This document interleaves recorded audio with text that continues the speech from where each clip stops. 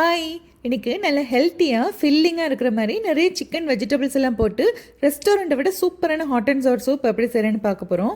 இதுக்கு ஒரு பேனில் கொஞ்சமாக சிக்கன் எடுத்து இந்த சூப்புக்கு எவ்வளோ தண்ணி தேவையோ அந்தளவு தண்ணி விட்டு சிக்கன் ஸ்டாக்குக்காக நம்ம இதில் உப்பு போட்டு ஒரு 15 நிமிஷம் வேக வச்சிடலாம். இப்போ சிக்கன் நல்லா வெந்துடுச்சு. இப்போ இந்த தண்ணியிலேருந்து சிக்கனை தனியாக எடுத்துட்டு இந்த தண்ணியை சேவ் பண்ணி தனியாக எடுத்து வச்சுருங்க.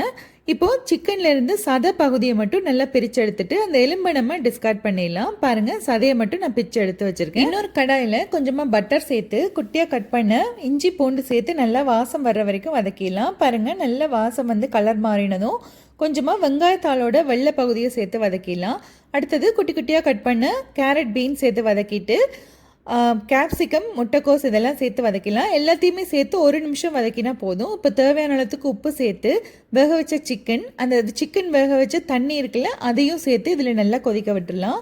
பாருங்கள், எல்லாம் சேர்ந்து நல்லா கொதிச்சிட்ருக்கப்போ ஒரு 2-3 நிமிஷம் கொதிச்சதுக்கப்புறம் கொஞ்சமாக வினிகர், 2 டீஸ்பூன் சோயா சாஸ் எல்லாம் சேர்த்து நல்லா கலந்து விட்டு கொதிக்க விட்டுடலாம்.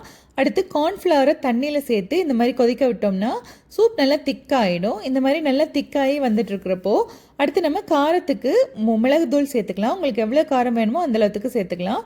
அடுத்தது நல்லா எல்லாம் கொதித்ததும் ஒரு முட்டையை நல்லா இந்த மாதிரி கலந்து விட்டுட்டு சூப்பை நல்லா வட்டமாக இப்படி மெதுவாக கலந்து விட்டுட்டே முட்டையை அப்படி ஊற்றினீங்கன்னா அது வந்து அப்படியே திரித்திரியாக சூப்பில் மேலால் அப்படியே இருக்கும். ரொம்ப கலந்து விட்டிங்கன்னா ஒரு மாதிரி பொறியாக ஃபுல்லாக கலந்துரும்.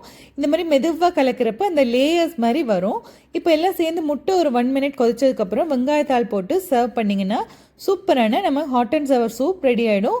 நல்லா சாப்பிட்டோம்னா வயிறு ஃபுல்லாக டயட் பண்ணுறவங்களுக்கு ரொம்ப ஹெல்ப்ஃபுல்லாக இருக்கும், ஃபில்லிங்காக இருக்கும், பசி தாங்கும்.